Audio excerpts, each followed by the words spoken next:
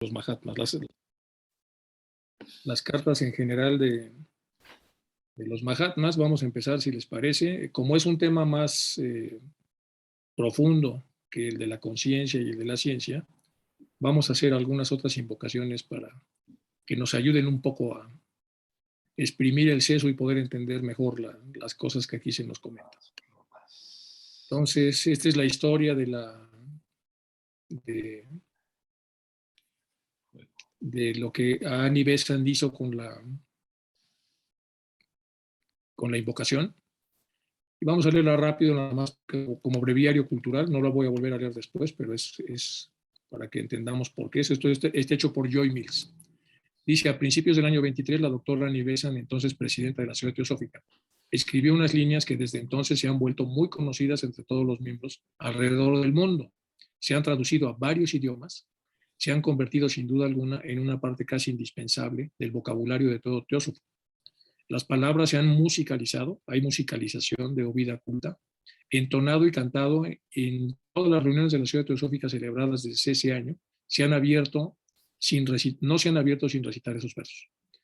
En cada convención internacional, los sucesivos presidentes de la sociedad han inaugurado la misma con la recitación antífona de lo que se ha denominado la oración universal o la invocación universal. Simples en extremo, esas palabras poseen un poder mágico de un mantra. Y aquí está la invocación que vamos a hacer dentro de un momento. Y aquí aparece algo que me parece interesante, dado que vamos a entrar en esta parte más metafísica. En sus notas del Watchtower, del Theosophies del junio de 1923, la doctora Besant escribió la historia de esto, que estas líneas surgieron a petición de un grupo de miembros que estaban ayudando a organizar una campaña fraternal en el sur de la India. Esta campaña se había inaugurado hacía un tiempo en Gran Bretaña y acababa de traerse a la India. Sus comentarios continúan. Yo escribí unas cuantas líneas porque se lo pidieron que escribiera algo para la repetición diaria por la mañana y por la noche, porque no sentía que pudiera escribir una meditación como me lo habían pedido. Le habían pedido una meditación. La meditación me parecía algo muy individual y no una invocación, un trabajo que cada cual tiene que hacer con su propia mente sobre algún tema especial. Lo más que yo podía hacer era sugerir un tema. Aquí lo tienen, como ella misma recitó. Aquí sigue el verso anteriormente mencionado y a continuación ella añade, y esto es interesante, cada vez que se pronuncia o vida oculta, esto emite sucesivas ondas de color que pulsan hacia afuera de quien la recita, si lo entonan o lo recitan rítmicamente, ya sea por medio de la voz externa o por medio de la voz interna. Y si miles lo enviaran hacia el exterior, a diversas áreas, podríamos crear una atmósfera muy poderosa. Esto lo comenta Joy Mills. Entonces aquí está la invocación y vamos, si se les parece a ustedes, hacerlo. Oh vida oculta que vibras en cada átomo, oh luz oculta que brillas en cada criatura, oh amor oculto que todo lo abarcas en la unidad. Que cada ser que se sienta uno contigo sepa que por lo tanto es también uno con todos los demás.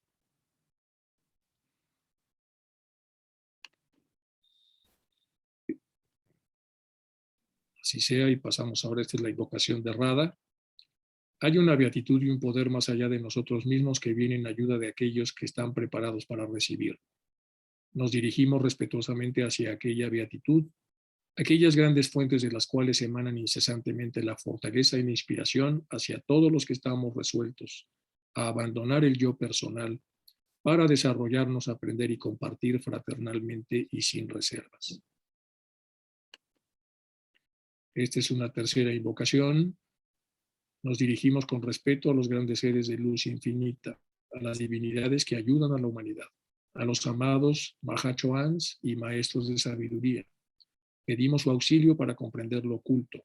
Permítanos trazar un puente que nos bendiga y nos facilite la inspiración apropiada. También nos dirigimos a nosotros mismos, a nuestros yoes superiores. Seamos como el viento que como un pañuelo seca nuestras lágrimas.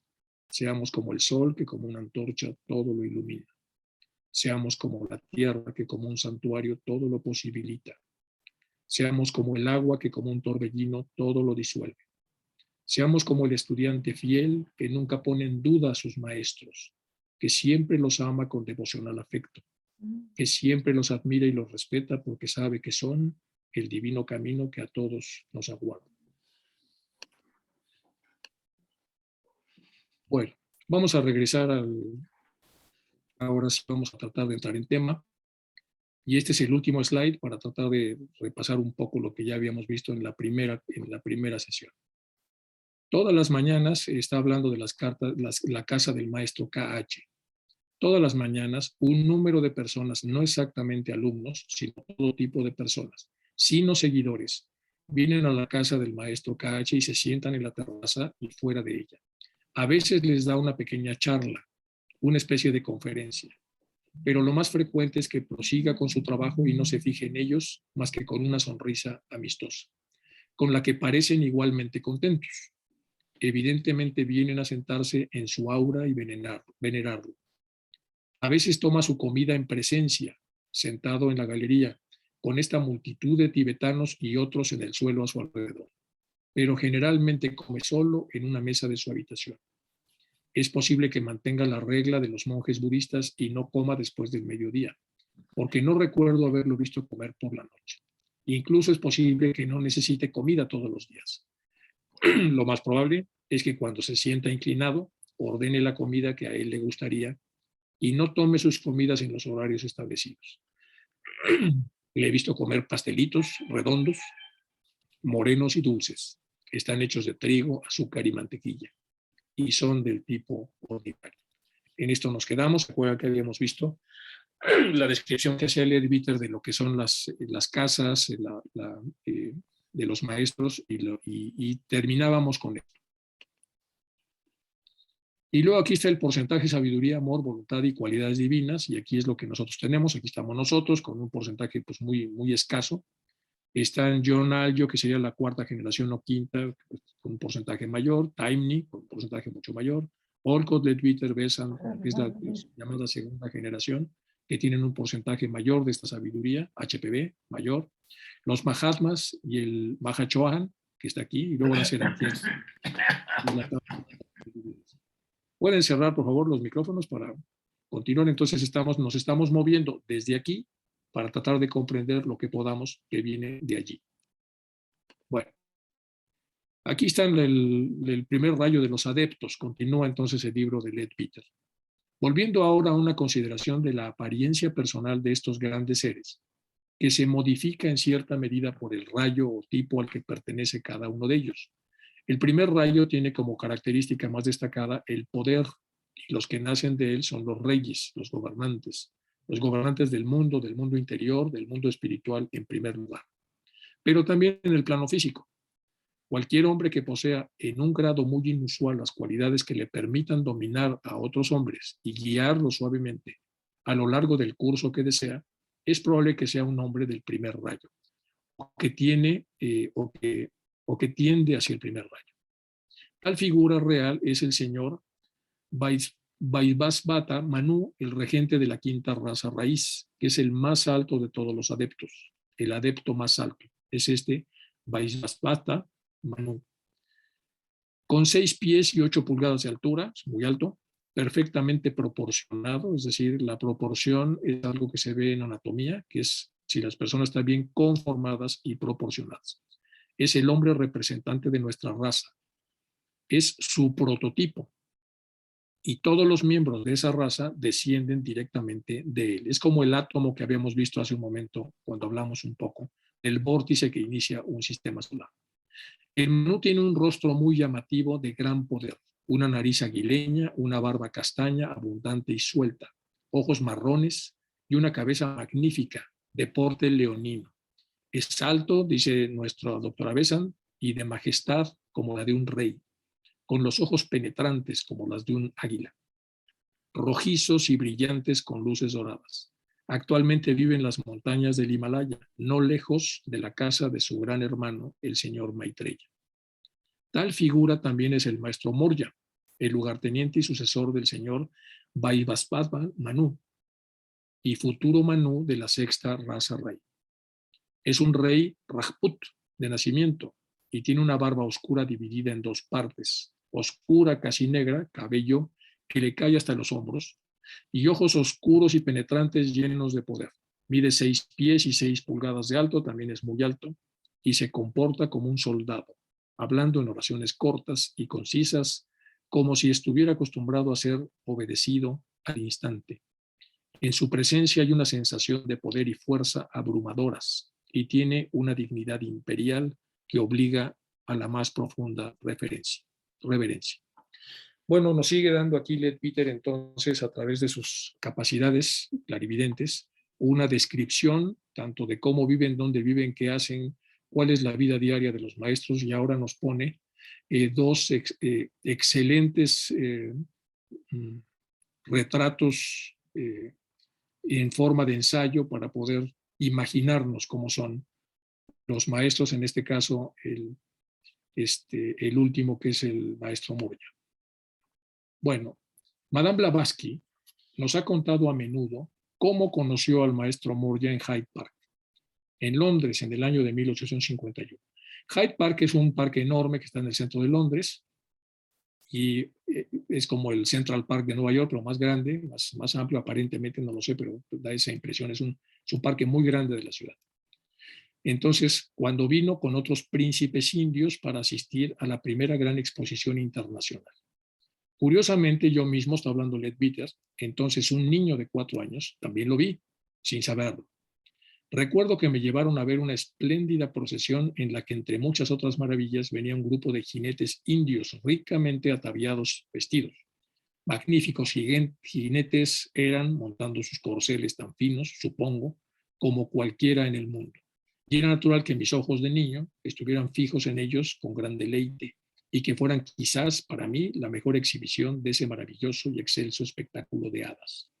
Y mientras los veía pasar, mientras estaba de pie sosteniendo la mano de mi padre, uno de los más altos de esos héroes me miró con los ojos negros y brillantes que me asustaron a medias, pero al mismo tiempo me llenaron de una felicidad y una exaltación indescriptible, dice Leadbeater a sus 4 años de edad. Pasó con los demás y no lo vi más, pero a menudo la visión de ese ojo resplandeciente volvía a mi memoria infantil, es decir, le resultó inolvidable. Aquí está HPV con los maestros, con algunos de los maestros. Bueno, le recordé instantáneamente, por supuesto, y dije, oh maestro, eres tú. Bueno, tenemos que leer primero de este lado. Por supuesto, entonces no sabía nada de quién era y nunca lo hubiera identificado de no haber sido por un amable comentario que me hizo muchos años después. Hablando un día en su presencia de los primeros días de la sociedad, le dije que la primera vez que tuve el privilegio de verlo en forma materializada fue en cierta ocasión, cuando entró en la habitación de Madame Blavatsky, en Adyar, con el propósito de darle la fuerza y emitir ciertas instrucciones a ella. Ahí es cuando Leadbeater por primera vez lo vio. Él mismo, que estaba conversando con algunos otros adeptos, se volvió bruscamente hacia mí y me dijo, no, esa no fue la primera vez. Me habías visto antes en mi cuerpo físico. ¿No recuerdas cuando eras niño, pequeño, ver pasar a los jinetes indios en Hyde Park y no viste cómo incluso entonces te señalé? Bueno, es una anécdota muy bonita que comenta aquí Leadbeater. Le recordé instantáneamente, por supuesto, dije, oh maestro, eres tú, pero debería haberlo sabido. No menciono este incidente entre las ocasiones en que le he conocido y hablado con un maestro, estando ambas partes en la entrevista en un cuerpo físico, porque en ese momento no sabía que ese gran jinete era el maestro, y porque la evidencia de un niño tan pequeño bien podría ponerse en duda o descartarse. Bueno, más temas que aparecen en el libro, que es una maravilla. El señor S. Ramaswamy Iyer, en su relato de la experiencia mencionada en el capítulo 1, él escribió lo siguiente. Estaba siguiendo el camino a la ciudad, en donde, según me aseguraron las personas que encontré en el camino, podría cruzar fácilmente al Tíbet. Hay que recordar que el Tíbet nunca ha sido fácil para llegar ahí, por la altura, por la altitud, por el frío, por el clima, y en general por muchas otras circunstancias. Entonces, aquí estamos hablando del señor Lier, o como Lier suena muy feo, pero Lier, si es que así se pronuncia su apellido. Estaba siguiendo el camino a la ciudad, de donde, según me aseguraron las personas que encontré en el camino, podría cruzar fácilmente al Tíbet, es decir, quería ir al Tíbet. Con mi atuendo de peregrino, cuando de repente vi a un jinete solitario galopando hacia mí desde una dirección opuesta. Por su alta estatura y habilidad en la equitación, pensé que era algún oficial militar de Skrim Raja. Cuando se acercó a mí, tiró de las riendas, lo miré y lo reconocí instantáneamente. Dice el señor Lear. Estaba en la terrible presencia de él, del mismo Mahatma, mi propio gurú venerado, a quien había visto antes en cuerpo astral en el balcón de la sede teosófica. Fue él, el hermano del Himalaya, de la siempre memorable noche de diciembre pasado, quien tan amablemente envió una carta en respuesta a una que yo le había dado apenas una hora antes en un sobre sellado a Madame Blavatsky, a quien nunca había perdido de vista por un momento durante el intervalo. En ese mismo instante me vio postrado en el suelo a sus pies. Me levanté a su orden y mirando tranquilamente su rostro, me olvidé por completo de mí mismo en la contemplación de la imagen que conocía tan bien, habiendo visto su retrato que estaba en posesión del coronel Olcott innumerables veces. Es el encuentro de este señor y aquí hay un poco de la historia de él. Este Ramaswamy Lear fue un miembro devoto de la Sociedad Teosófica, fue un chela del maestro M, y fue su nombre ordinario. Él pertenecía a la casta brahmin y existe una imagen de él que es esta. Y este es el relato del contacto que tuvo él otra vez con uno de los maestros. Después de la impresión, el encuentro. Ya viene la impresión de ver al maestro y luego que sí. No supe qué decir, dice este Lear. La alegría y la reverencia ataron mi lengua. La majestuosidad de su semblante, que me pareció la personificación de poder y de pensamiento, me dejó embelesado. Por fin estaba cara a cara con el Mahatma de Imabata. Y él no era un mito, no era una creación de la imaginación de un medium, como lo habían sugerido algunos escépticos. No fue un sueño de la noche, era entre las 9:10 de la mañana. Ahí estaba el sol brillando y presenciando en silencio la escena desde arriba. Lo veo ante mí en carne y hueso y me habla con acentos de bondad y de dulzura. ¿Qué más podría yo desear? Dice este Lear. Mi exceso de felicidad me hizo mudo. No fue hasta después de un tiempo que pude pronunciar algunas palabras. Animado por su tono suave y su forma de hablar, su tez no es tan clara como la de Mahatma Kutumi, el maestro KH, pero nunca he visto un semblante tan hermoso, una estatura tan alta y tan majestuosa. Como en su retrato, lleva una barba negra corta y cabello largo y negro que le llega hasta el pecho. Solo su vestido era diferente. En lugar de una túnica blanca y suelta, vestía un manto amarillo forrado con pieles. Y en la cabeza, en lugar de turbante, un gorro de fieltro tibetano amarillo, como he visto usar a algunos butaneses en ese país. Pasados los primeros momentos de éxtasis y sorpresa, y comprendí con serenidad la situación, tuve una larga conversación con él. Otra sección de la obra, nos brincamos el efecto de la meditación, meditar en el maestro.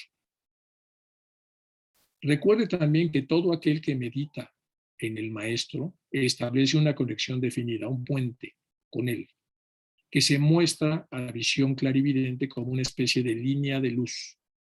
El maestro siempre siente subconscientemente el impacto de tal línea y envía en respuesta una corriente constante magnética que continúa jugando mucho después de que la meditación hubiese terminado. Aquí quise recrear el que está meditando en la imagen del maestro. La práctica metódica de tal meditación y concentración es, pues, de gran ayuda para el aspirante, y la regularidad es uno de los factores más importantes para producir el resultado esperado.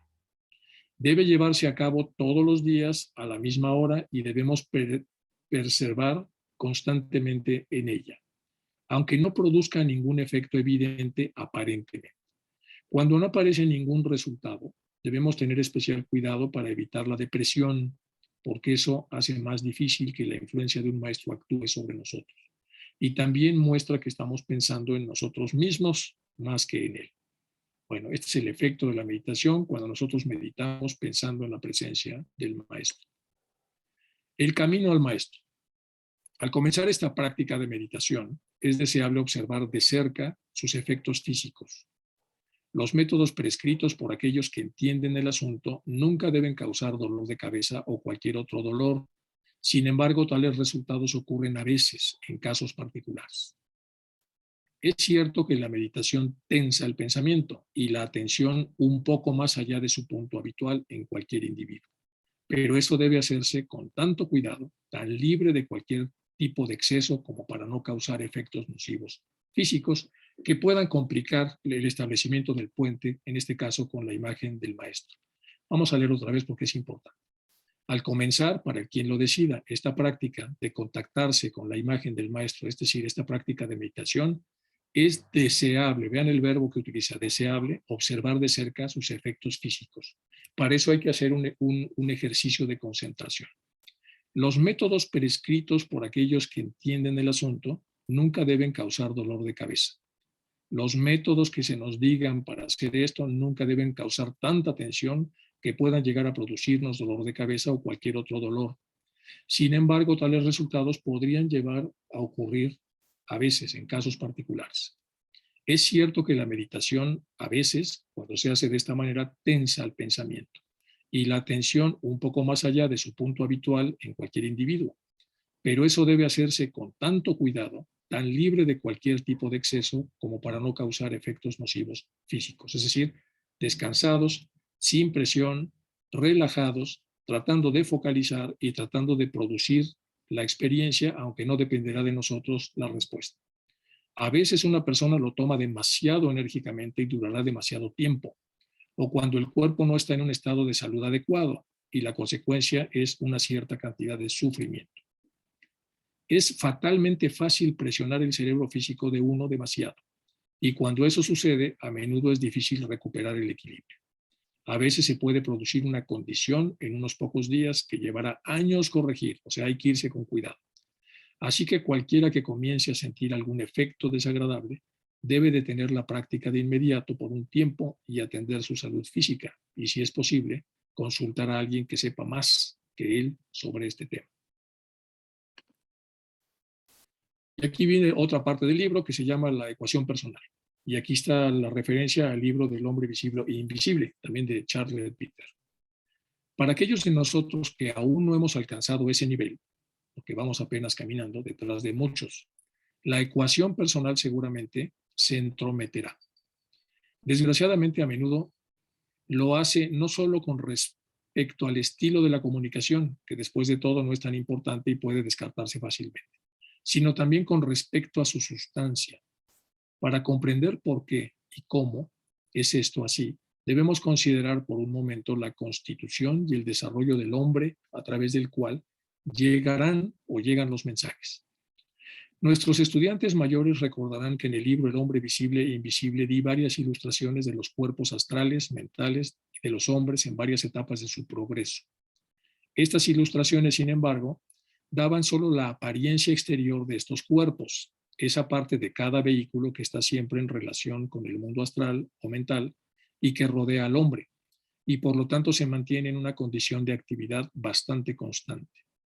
Debemos recordar que estos ovoides de manera mental y astral solo se vitalizan superficialmente y que en el caso del hombre común, la capa superficial que se ve así afectada suele ser delgada. Siempre hay una gran proporción en cada vehículo que aún no está vivificada. Un núcleo pesado que casi no toma parte en las actividades externas del propio vehículo y de hecho es poco movido por ellas. Pero aunque esta masa de materia comparativamente inerte apenas es influenciada por la porción más despierta, es bastante capaz de actuar sobre esta última de ciertas maneras. Bueno, esa es la narración, la referencia. Aquí vamos a ver algunos de los esquemas que aparecen en el hombre visible e invisible. Y tenemos entonces aquí el cuerpo físico, el astral, el mental, el búdico, el átmico, anupádico y el ádico. Y tenemos los primeros, el primer estado, el segundo estado y el tercer estado. Aquí tenemos el cuerpo causal con manas, aquí las almas grupales y aquí también las almas grupales. En el tercer estado tenemos aquí la parte búdica y átmica y un adelgazamiento progresivo de la parte superior hacia abajo. Bueno, es el esquema que hace Leadbeater para poder entender cómo están en juego todos esos estados del ser humano.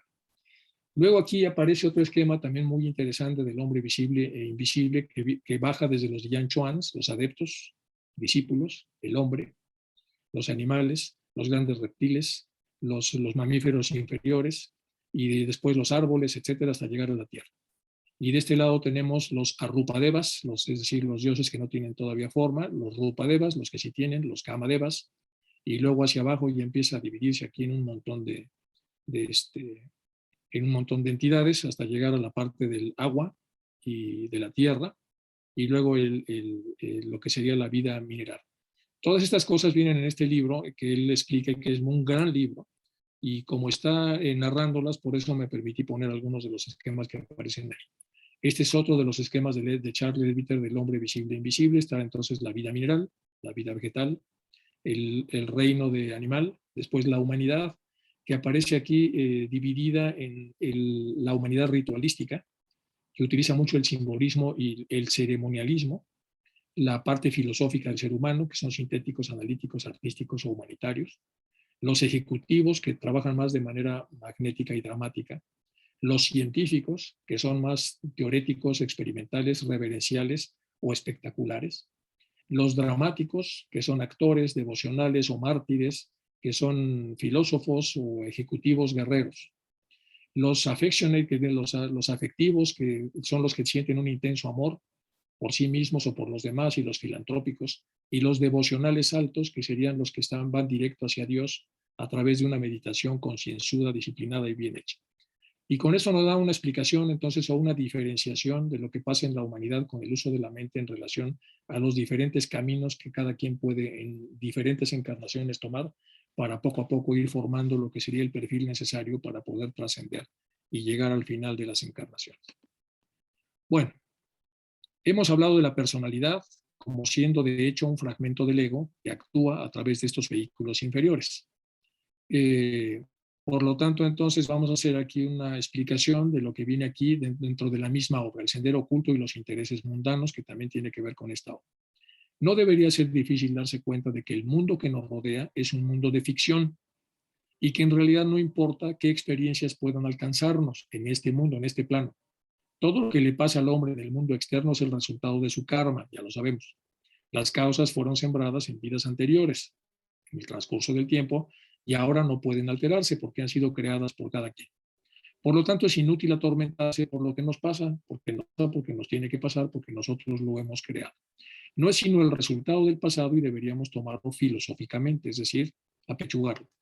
Mucha gente lo soporta con torpeza y permiten que ello les ocasione una gran cantidad de sufrimiento, dolor e inquietud. La actitud correcta es tratar siempre de aprender la lección que nos aportan y luego alejarlo de la mente tanto como sea posible. Como se aleja una abeja de la flor, como dicen nuestros hermanos de la India. La forma en la que superen estas cosas moldeará nuestro carácter para el futuro, lo cual es lo único que importa en la encarnación, el modelamiento del carácter.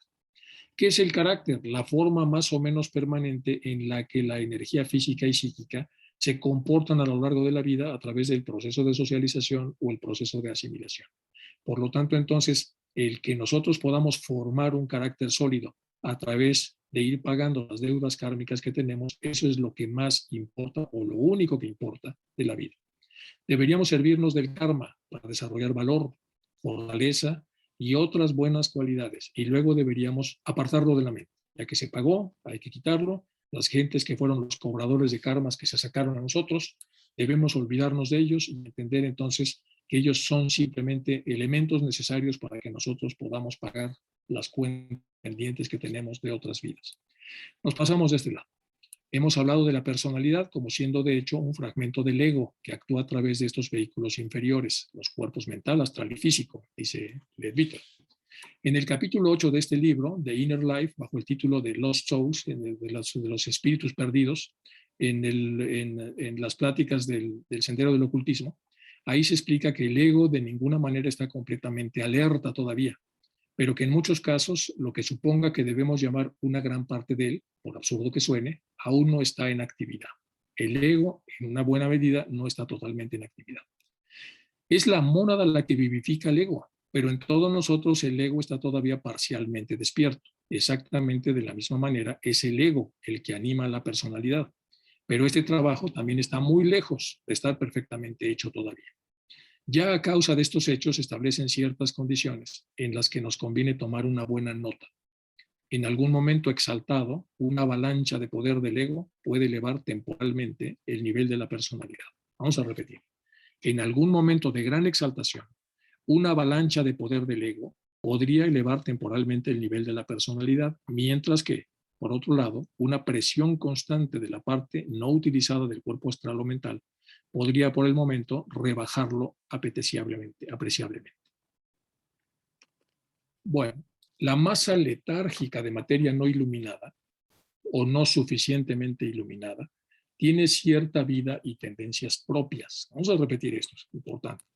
La masa letárgica de materia no iluminada tiene cierta vida y tendencias propias, que se afirman cuando la parte más activa de la personalidad está algo en suspenso.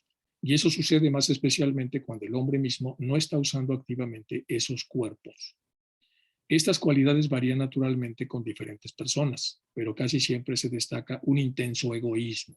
De esta masa letárgica de materia no iluminada, cuando toma el control, se va a manifestar como un egoísmo no suave, un egoísmo intenso. Los pensamientos e impresiones generados por este núcleo perezoso son a menudo de engreimiento y autoglorificación. Es decir, nos sentimos como grandes, poderosos, guapos, etcétera, y autoglorificación. Nos echamos entonces continuamente de loes a nuestro propio culto. Y también de autoconservación instintiva ante la presencia de cualquier peligro que trate de arrebatarnos eso, ya sea real o imaginario. Es decir, nos esclavizamos al mantenimiento de eso, que aunque sea inexistente, es algo en lo que la conciencia se ha fijado.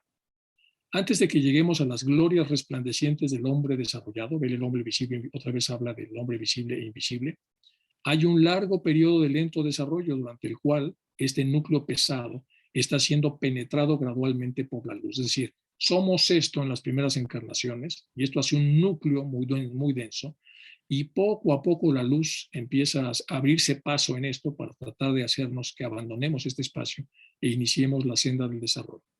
Es un proceso lento para escapar de esta dominación sutil de la personalidad. Por supuesto, se eliminará gradualmente a medida que el hombre controle la totalidad de su naturaleza. Pero mientras eso pase, será muy sabio en dudar seriamente de cualquier comunicación que glorifique la personalidad o que le sugiera que él es el único elegido entre toda la humanidad para recibir información de los Mahatmas. Haber recibido una estupenda revelación que va a revolucionar el mundo y que solamente es nuestra y no de los demás porque estamos todavía vibrando en la masa densa esta de la que está hablando, la masa letárgica que nos hace increíblemente egoístas. Algunas de estas promesas son el intercambio habitual del espíritu comunicador en muchas sesiones privadas de inspiración, pero no debemos, por lo tanto, suponer un engaño intencional por parte de ese espíritu. Muy a menudo está tan fuertemente impresionado por ciertos grandes hechos que se ciernen sobre él en la vida astral, que siente que si tan solo pudieran ser presentados adecuadamente al mundo, su actitud cambiaría por completo, olvidando que las mismas ideas fueron promulgadas una y otra vez durante su vida física y que él mismo no les prestó la menor atención. Ilustra la antigua observación de Dives Abraham, que dice, si alguno fuera a ellos de entre los muertos, se arrepentiría. Y el resultado muestra la sabiduría de la respuesta de Abraham. Si no oyen a Moisés, ya los profetas tampoco se persuadirán, aunque alguno se levante de entre los muertos. Es precisamente la presión insidiosa pero constante de este yo subconsciente lo que expone a un hombre, por lo demás con su sentido común promedio, a un extraordinario autoengaño, de modo que puede aceptar sin protestar halagos que sin esa influencia se ocuparían de inmediato hacia el ridículo. Bueno, aquí sigue hablando otra vez del peso de la personalidad, del peso del egoísmo, el peso de la autocomplacencia y cómo algunos de estos deseos que se tienen de poder contactar con los Mahatmas es cuando los cuerpos no están suficientemente utilizados para poder hacer un uso apropiado de esta comunicación. Aquí vienen los 4 caminos para el sendero. Dice, en los libros se nos dice que hay 4 caminos, cualquiera de los cuales puede llevar a un hombre al comienzo del sendero del desarrollo. Primero, estando en presencia y conciencia a aquellos que ya están interesados en esa línea. Perdón. Algunos de nosotros, por ejemplo, pudimos haber sido monjes o monjas en la Edad Media. Es posible que hayamos entrado en contacto con esa vida monástica, con un abad o una abadesa que tenían una profunda experiencia del mundo interior, por lo menos una experiencia profunda dentro del contexto de lo que estamos entendiendo como que fue el desarrollo de los 1000 años de oscuridad en Europa. Una persona como Santa Teresa, por ejemplo, es posible que, admirando a ese líder, hayamos deseado fervientemente que tal experiencia nos llegara, es decir, queremos ser como Santa Teresa. Y nuestro deseo de eso puede haber sido bastante desinteresado, pudiera ser, o pudiera no serlo. Puede ser que no pensáramos en la importancia que nos vendría ni en la satisfacción de ese logro, sino simplemente en la alegría de ayudar a los demás, es decir, llegar a eso para tener más capacidad de ayuda. Como vivimos al abad capaz de ayudar a los demás a través de su discernimiento más profundo. Tal sentimiento en esta vida ciertamente nos pondría en contacto con la enseñanza sobre el tema de la próxima encarnación. Bueno, esto sería entonces el camino ideal, que nosotros viésemos este tipo de facultades y gracias en la medida en la que son herramientas apropiadas para hacer un mejor servicio a la humanidad. Sucede que en países que tienen la cultura europea, casi la única forma en la que podemos obtener la enseñanza interna claramente ante nosotros es entrando a la sociedad teosófica. O sea, no hay muchos lugares, muchas opciones. O leyendo obras teosóficas. Ha habido obras místicas o espiritistas que han dado alguna información, que han recorrido un largo camino, pero no hay ninguna que yo sepa que plantee el caso de manera tan clara y científica como lo ha hecho la literatura teosófica. No conozco otro libro que contenga tanta información como La Doctrina Secreta, nos dice aquí Charles Leadbeater. Están, por supuesto, los libros sagrados de los hindúes y de otras naciones, y hay mucho sobre este tema en ellos, pero no está planteado de manera que sea fácil, con nuestro entendimiento asimilar o incluso para poder apreciar. Cuando, habiendo leído libros teosóficos, tomamos algunas de estas hermosas traducciones de obras orientales, podemos ver en ellas a nuestra teosofía. En la Biblia cristiana, aunque en muchos lugares no esté bien traducida desde nuestro punto de vista, encontraremos una gran cantidad de teosofía. Pero antes de que podamos encontrarlo, debemos conocer el sistema. Cuando hemos estudiado teosofía, vemos inmediatamente cuántos textos la apoyan y no pueden explicarse racionalmente sin ella. Vemos cómo las ceremonias de la iglesia, antes aparentemente sin sentido, saltan a la vida bajo la iluminación de la enseñanza y se vuelven vívidas y llenas de interés. Sin embargo, nunca supe de nadie que fuera capaz de deducir el sistema teosófico de los textos o de las ceremonias. Los 7 rayos del primer diagrama apenas necesitan una explicación porque es de 2 triángulos equiláteros. El segundo diagrama muestra la distribución de estos principios en la Trinidad, pero conviene tener especial cuidado en no considerar los 2 grupos como si estuvieran uno encima del otro en el espacio. Bueno, este es un ejemplo de lo mismo que va hablando de los 7 rayos que veremos con más detalle y detenimiento más adelante. Sin embargo, como todo hombre pertenece a Shiva, tiene como él operantes los 7 principios que ponen su conciencia en contacto con las 7 fundamentales realidades de la vida. Aunque a diferencia de Shiva, tiene desiguales los 7 principios y siempre uno de ellos más vigoroso que los demás, que ya lo habíamos visto cuando hablamos de la parte trina, de las 3 cualidades, en la parte séptuple es lo mismo, siempre hay un rayo que predomina. Este principio predominante es el rayo en el que cada cual predomina. Los 7 principios atraen constantemente a todos los hombres, pero cada hombre responde mayormente al de su propio rayo, que entonces deviene en el supremo ideal de su vida, y puede exaltar su conciencia hacia la más intensa vida de que sea capaz. He aquí los ideales que respectivamente surgen de estos 7 principios. Los 7 principios fundamentales son el deseo, el anhelo de libertad, de unión, de comprensión, de armonía, de verdad, de bondad y de belleza. Entonces, uno de estos predomina en la encarnación de cualquiera y los demás acompañan. Y pueden ser utilizados y pueden incluso desarrollarse, pero siempre hay uno dominante.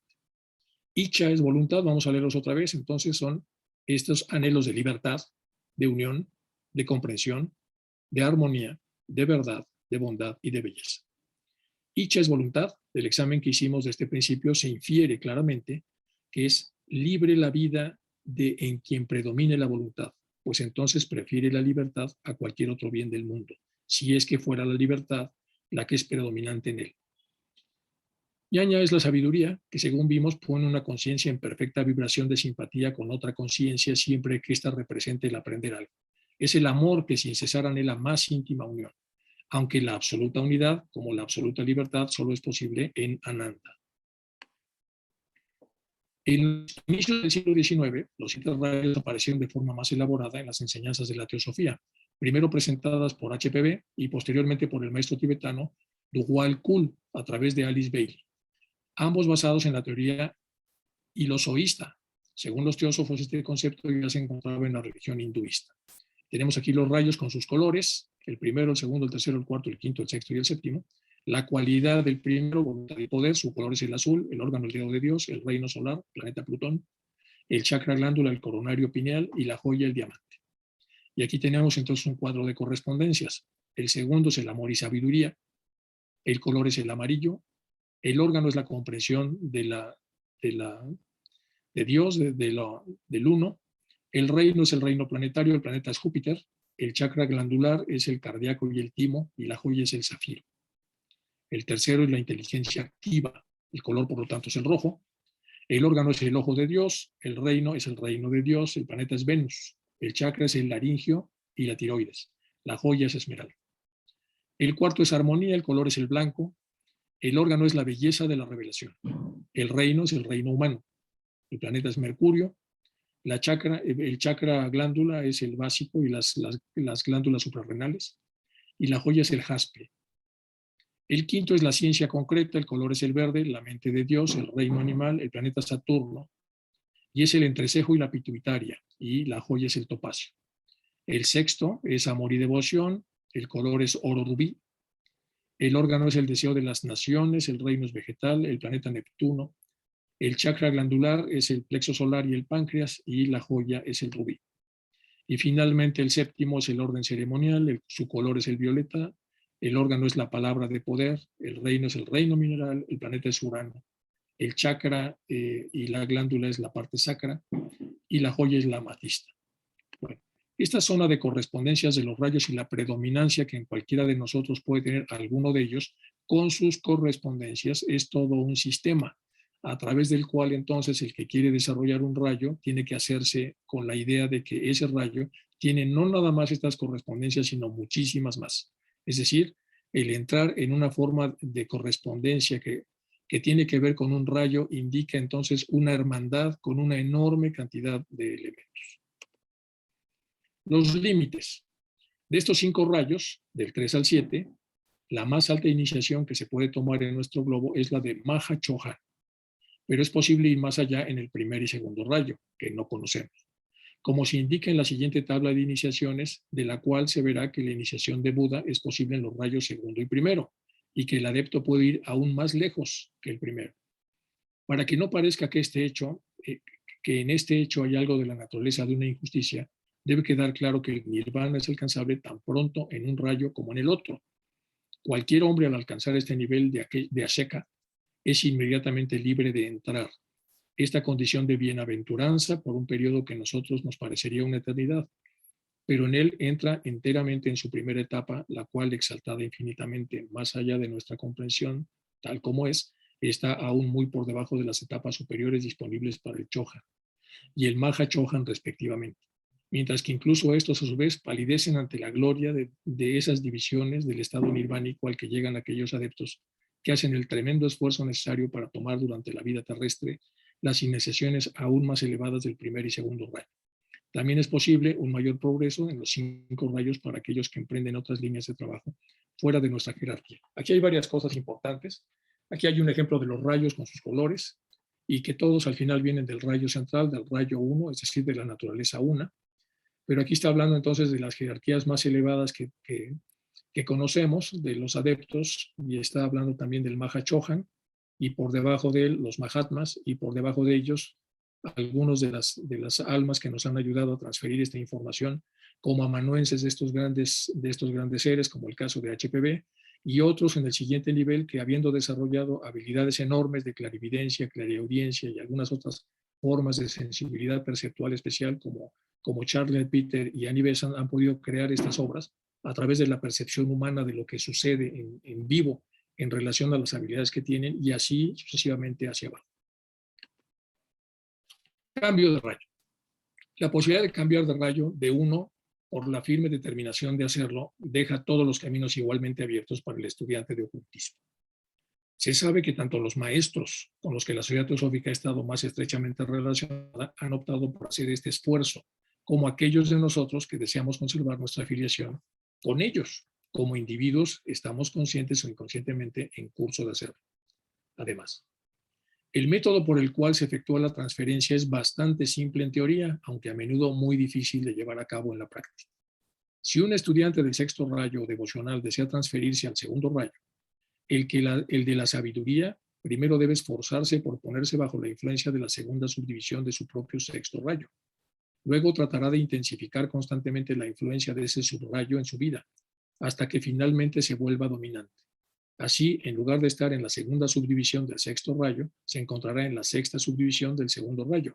En una palabra, ha templado su devoción, aumentando el conocimiento hasta que se ha convertido en devoción a la sabiduría divina.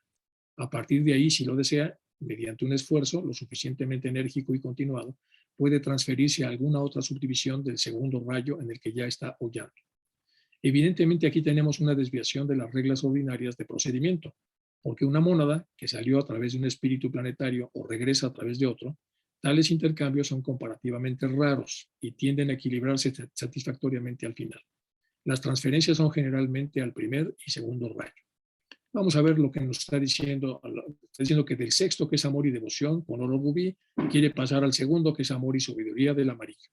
Y aquí está el deseo de las naciones, y aquí está la comprensión de Dios, aquí está el reino vegetal, aquí está el reino planetario, aquí está el planeta Neptuno, aquí está Júpiter, aquí está la parte del plexo solar y páncreas, aquí está la parte cardíaca y el timo, aquí hay una piedra que es el rubí y aquí hay otra que es el zafiro. Entonces, la transferencia que una persona hace por voluntad propia para pasar hacia acá implica un adelgazamiento progresivo de su vibración en esta zona para empezar progresivamente también a vibrar en esta. Nos dice entonces aquí Charles Bitter que aunque suena simple, en realidad es bastante complicado. Las más altas iniciaciones. En el primer rayo, donde es posible el mayor progreso del hombre dentro de la jerarquía de nuestro globo, pues en él hay dos iniciaciones más allá de la de Manú. Los Budas, Pancheka, que se encuentran junto con Manú, han sido extrañamente malinterpretados por algunos escritores, quienes los han descrito como hombres egoístas que se negaron a enseñar lo que habían aprendido y fallecieron en el Nirvana. Es cierto que estos Budas no enseñan porque tienen que hacer otro trabajo de su propio rayo. Y también es cierto que llega el momento en que dejarán el mundo, pero solo para llevar a cabo su glorioso trabajo en otra parte. El siguiente paso, la iniciación, que nadie puede dar, sino que cada uno debe tomar por sí mismo, pone a los adeptos al nivel del Señor del mundo, un oficio que se ocupa primero por el periodo más corto de un primero o segundo Señor, en un mundo. Y cuando eso se ha logrado por la responsabilidad más larga del tercero sobre algún otro. Y aquí vamos a ver la parte final de esta obra, que es una obra introductoria a las relaciones que tenemos con los Mahatmas. En la parte final dice, en el curso de este gran progreso, cada hombre algún día alcanzará la plena conciencia en el más alto de nuestros planos, el plano divino, y será consciente simultáneamente en todos los niveles de ese plano cósmico prakrítica. De modo que teniendo en sí mismo el poder de lo más alto, aún será capaz de comprender y funcionar en lo más bajo y ayudar donde se necesite que ayude. Que la omnipotencia y omnipresencia seguramente nos esperan a cada uno de nosotros, y aunque esta vida inferior puede no valer la pena vivir por cualquier cosa que podamos ganar de ella para nosotros, sin embargo, vale la pena soportarla magníficamente como una etapa necesaria para la verdadera vida que se encuentra entre nosotros. Cosas que ojo no vio, ni oyó, ni oído oyó, ni has subido en corazón del hombre concebir las cosas que Dios ha preparado para los que le aman, por el amor de Dios, la sabiduría de Dios, el poder de Dios y la gloria de Dios, sobrepasa todo entendimiento, así como su paz. Y termina diciendo paz a todos los seres, y con eso termina esta obra preparatoria en donde estamos hablando de los temas de los Mahatmas. Vamos ahora a entrar en otro detalle. Dice, con el nombre de Rishi Kutumi se menciona en más de un Purana. Su código se encuentra entre los 18 códigos escritos por los diferentes rishis y conservados en Calcuta. Hasta aquí estamos hablando de cosas adicionales a esta obra, en la biblioteca de la ciudad asiática. Pero no se nos ha informado si existe alguna conexión entre nuestro Mahatma de ese nombre y el Rishi, y no nos sentimos justificados al especular sobre ese tema. Todo lo que sabemos es que ambos son brahmines del norte, mientras que los moryas son kshatriyas. Las primeras cartas de KH a Sinet están formadas con el nombre de Kot Umi, Lal Singh. Sin embargo, más adelante, la correspondencia, él dice que el Lal Singh fue una edición hecha por su discípulo Dujwal Kul. ¿Por qué has impreso The Occult World antes de enviarlo para su revisión? Preguntó. Nunca hubiera permitido que pasara el pasaje ni el Lal Singh inventado tontamente como medio nombre de pluma por Dual Ki. Me permito sin cuidado echar raíces sin pensar en las consecuencias, y esto viene en un libro de Hao Ching, que es un teósofo increíble, que ha escrito algo sobre los Mahatma Letters a Sinet. Lo hizo en Ciudad Quezón, Filipinas, y lo ha publicado la Theosophical Publishing House en 1993. En la página 450 está este detalle. Lo que he querido transmitir en esta zona es otros importantes detalles relacionados con estas cartas. Y aquí tenemos una observación que hace Hao Chin-Bik, que es un filipino, teósofo muy desarrollado, amigo de Isaac. Yo lo tuve cuando en una de las visitas que hice a Isaac, ahí lo conocí, estando ahí con Kutumi, cuando estaba ella en el archivo de la Sociedad Teosófica. Entonces este hombre ya tiene su libro, es un libro aparentemente muy interesante que está aquí narrado. En 1919, la teósofa británica Alice Bailey cortó sus vínculos con la teosófica. Hay que aclarar aquí este tema porque es importante, por varias razones. Principalmente la obsesión, dice ella, de Blavatsky, con la sumisión que supuestamente los discípulos les debían a los maestros. En el mes de noviembre del 19, Alice Bailey, de 39 años, comenzó a escribir textos que, de acuerdo con ella, eran dictados telepáticamente por un maestro tibetano, al que ella nombraba D.K. Publicó esos textos con el título de Iniciación Humana Solar. Allí dio a conocer la existencia de una jerarquía espiritual que Madame Blavatsky ya había difundido, aunque no de manera ordenada, según ella. Más tarde reveló que el tibetano D.K. era el maestro de Dujwal Kul, el que estamos hablando de este lado, el que ya está mencionando aquí Hao Chin-Bik. Entonces más tarde reveló que este tibetano era el maestro de Dujwal Kul. Bailey dijo que después de una cierta resistencia inicial, basada en la humildad, finalmente fue persuadida a nombrarlo claramente. Durante 30 años, entre el 19 y el 49, ella escribió, atribuyendo sus escritos al maestro invisible. Según Bailey, D.K. era un maestro oriental de quinta iniciación, discípulo del maestro segundo rayo llamado Kutumi. Soy un discípulo de cierto grado, lo que puede significar muy poco porque todos somos discípulos, dijo él, desde el aspirante más humilde hasta más allá del Cristo mismo. Vivo en un cuerpo físico como otros hombres en los confines del Tíbet y a veces, desde un punto de vista exotérico, presido un grupo numeroso de lamas tibetanos cuando mis otros deberes lo permiten. Alice Bailey, Tratado sobre los 7 rayos, agosto del 34. Como sabemos, hay una gran interpolación y una gran crítica respecto a la forma en la que Alice Bailey de pronto se sintió como incómoda en la relación que tenía con todos los seres que tuvieron relación con los maestros, y aquí hace una aclaración entonces Hao Chin-Bik respecto a de dónde sale este dual Q y cuál relación tiene con el maestro Kutumi. En una entrevista por Charles Johnston a Blavatsky, describe la letra del maestro KH de la manera siguiente. Otro detalle. Evidentemente, dice Blavatsky, es un hombre de carácter muy suave y uniforme, así lo describe HPB, pero de tremenda voluntad, lógica, fácil de llevar y tomando dolores interminables para aclarar su significado. Fue en conjunto la escritura de un hombre culto y muy simpático. Esto aparece en las collected readings del volumen 8 de la Theosophical Publishing House. Se dice que el maestro KH vive en una casa en una barranca en el Tíbet cerca de la casa del maestro Morya. En 1881 el coronel Henry Olcott escribió a Hume. Ya habíamos revisado eso en la parte previa, ¿se acuerdan? También conozco personalmente al maestro Kutumi desde 1835. Es de un tipo bastante diferente, más gentil y sin embargo amigo íntimo del otro, el maestro Morya. Viven uno junto al otro con un pequeño templo budista en medio, camino entre sus casas. En Nueva York lo tuve y un boceto coloreado de la seda china del paisaje cerca de las residencias de Kutumi y de Michoacán, con un vistazo a la casa de este último y de parte del pequeño templo. Esto es de Hume, se lo escribe a O'Higgins en Esoteric Theosophy en Bombay, India, en el Theosophical Society del 82-83. Madame Blavatsky en una carta a la señora Hollis Billings escribió, ahora Morya vive generalmente con Kutumi, que tiene su casa más allá de la DAC. Perdón.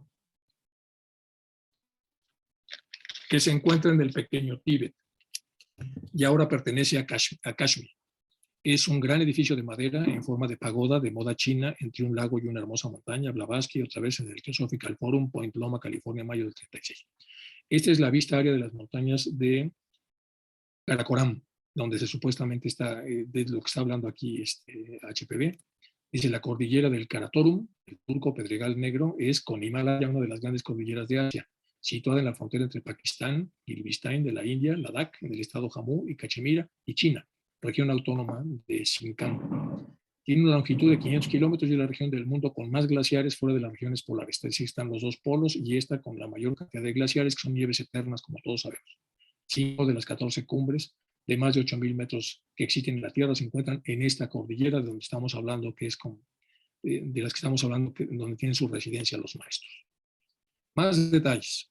Esto confirmado por una referencia dada por el propio Mahatma Kache en una carta a Pesinet, que se bajaba por los desfiladeros de Coelum, que es Karakorum, lo que habíamos visto. Tú los llamas, eso dice el maestro, dice Karakorum, tú los llamas, pero en realidad se llaman Coelum, y estaba cruzando al en mi camino a casa. Y él, otra vez es el teósofo filipino de Vicente Hauchin Jr., en las Mahatma Letters a Sinet, en una secuencia cronológica número 5, otra vez publicado en la ciudad Quezón, que es una ciudad filipina, en el Theosophical Publishing House del 93. Entonces, Leadbeater describió la apariencia física del maestro KH de la siguiente manera, ya lo habíamos visto, el maestro Kutumi usa un cuerpo de un brahmin, Kashmir, y tiene una tez más clara que la del inglés promedio. También tiene un cabello suelto, con ojos son azules y llenos de alegría y amor. Su cabello o barba son marrones, lo que cuando la luz del sol lo atrapa se vuelve rojizo, con reflejos dorados. Su rostro es algo difícil de describir porque su expresión cambia constantemente a medida que sonríe. La nariz está finamente cincelada y los ojos son grandes y de un azul líquido maravilloso. Y esto está en Los Maestros y el Sendero, que es el libro que acabamos de revisar. Y este es un camino a la montaña del Himalaya en Ladakh, que es de lo que hemos estado hablando hace un momento. Retiro e iniciación de KH. Madame Blavatsky, 2 de octubre de 1981, escribió esto a la señora Hollins Billings de la siguiente manera. KH o Kutumi ahora se han ido a dormir durante 3 meses para prepararse durante este Samadhi o estado de trance continuo para su iniciación. El último, pero uno, cuando se convertirá en uno de los adeptos más altos. Pobre KH, dice HPV, su cuerpo ahora está frío y rígido en un edificio cuadrado separado de piedras sin ventanas o puertas, cuya entrada se efectúa a través de un paisaje subterráneo desde una puerta en Tongting, relicario de una habitación situada en cada tajen o templo, o la misery. Y su espíritu es bastante libre. Un adepto puede estar así durante años, cuando su cuerpo fue cuidadosamente preparado para ello, con pases mesméricos. Mesméricos, entendemos, ¿se acuerdan lo que es el mesmerismo? Es un hermoso lugar donde ahora se encuentra en la torre cuadrada, el Himalaya a la derecha y un hermoso lago cerca de la lamisería. Su Chohan, instructor espiritual, maestro y jefe de un monasterio tibetano, cuida su cuerpo. También va de vez en cuando a visitarlo. Es terrible el misterio de este estado de sueño cataléptico durante tanto tiempo, escribe Blavatsky en el Theosophical Forum en Point Loma. Y parece que hay uno más en la cordillera, el maestro Morya, en una carta a Pesinet, describió el retiro de KH de la siguiente manera. En un lugar determinado que no debe mencionarse a los forasteros, hay un abismo atravesado por un frágil puente de hierbas tejidas y con un torrente furioso debajo. El miembro más valiente de sus clubes alpinos apenas se atrevería a aventurarse en ese paisaje, ya que cuelga como una tela de araña y parece estar podrido e intransitable, pero no lo es. Y el que se atreve a probar y tiene éxito, como le plazca, si es correcto que se le permita, entra en un desfiladero de extraordinaria belleza de paisajes. A uno de nuestros lugares y algunos de los nuestros, de los cuales y de los que hay. Sin notar un minuto entre los geógrafos europeos, a un tiro de piedra de la antigua lamistería se alza la antigua torre, en cuyo seno se han gestado generaciones de bodhisattvas. Es ahí donde ahora descansa tu amigo sin vida, mi hermano, la luz de mi alma, a quien hice una promesa fiel de vigilar durante su ausencia todo su trabajo. Esta es una carta de Morya a Pesinet hablando de lo que es el periodo letárgico que tuvo KH. Explicaciones necesarias, flujos y recontraflujos para poder entrar ya en la parte siguiente que sigue a los maestros. Toda aceptación de una realidad por parte de un individuo, es decir, nosotros como teósofos, requiere una formación de un enlace o puente entre los que enseñan, los emisores, los maestros HPB, el que aprende, el que recibe, nosotros, los que estamos estudiando teosofía, y lo enseñado, es decir, los puentes, los contenidos, la información, lo que es leído. Lo que mantiene al puente vivo, que es toda esta información, y fijo, es la fe que tiene el que aprende sobre los contenidos y el esfuerzo que hace el que enseña para transmitirlos. Esos son los flujos constructivos. Sin embargo, si alguien siembra dudas, el puente se debilita. Y esas dudas que pueden ser sembradas sobre estas creencias y todo lo que vamos hablando se llaman contraflujos. Los contraflujos debilitan el puente y complican el desarrollo que todos tendremos para tratar de abrazar, sin ambajes, sin complicaciones, toda esta sabiduría que se nos ha puesto a manera de que nosotros podamos tomarla y enseñarla y cuidarla, por supuesto. Fe y duda. En la construcción del puente, sobre todo, cuando se trate de enseñanza espiritual abstracta y esotérica, el que recibe debe tener claro su compromiso y evitar caer en contraflujos, incluso si nacen de él mismo, es decir, dudas. Reporteros buscando protagonismo para su ego personal, es decir, si nosotros empezamos a dudar de las cosas que sentimos, debilitamos otra vez el puente y complicamos el desarrollo que podríamos tener a través de esta belleza de enseñanza. Voceros y su impacto. En los contraflujos importa la identidad del vocero, es decir, de la persona que nos va a poner en contra, es decir, de quien ostenta la aparente certeza de la no existencia de lo que la enseñanza enseña. Perdón. ¿Qué quiere decir esto? Los títulos universitarios, es que un fulano que tiene 4 doctorados dice que esto no existe. La trayectoria, es una persona que ha estado viviendo en 8 monasterios y él dice que esto tampoco es cierto. De la pertenencia a un lugar con reputación, este pertenece a la docta secta de no sé qué, el cargo administrativo de una corporación famosa, todo eso cuenta para que produzcan contraflujos y se debilite la devoción, la parte devocional que debemos tener de esta enseñanza.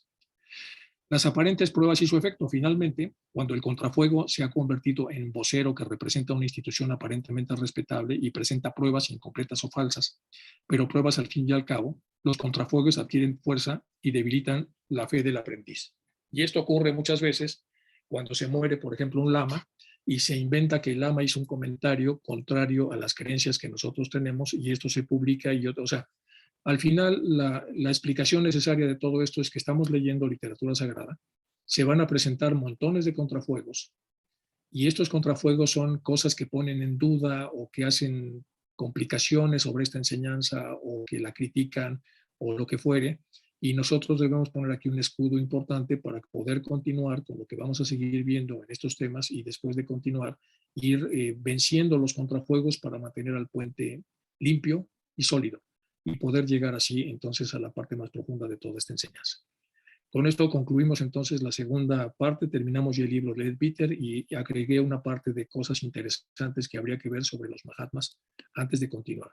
Esta es la introducción de lo que vamos a ver en la próxima, están las invocaciones que ya habíamos comentado y vamos a entrar en una parte con la señora Holloway, con Sinet, Blavatsky y los maestros. Aquí vamos a entrar entonces en una constelación de elementos y de personajes muy importantes que tuvieron relación entonces ya con las cartas. Nos seguimos aproximando entonces a los contenidos de las cartas. Este es un avance de lo que vamos a ver la próxima sesión. Bueno, pues voy a dejar de compartir entonces para que si alguien tiene alguna pregunta podamos tratar de contestarla. Si quieren dejar de grabar, por favor, y podemos pasar entonces ya a los comentarios que haya al respecto de la clase que vimos hoy, que es la número 2.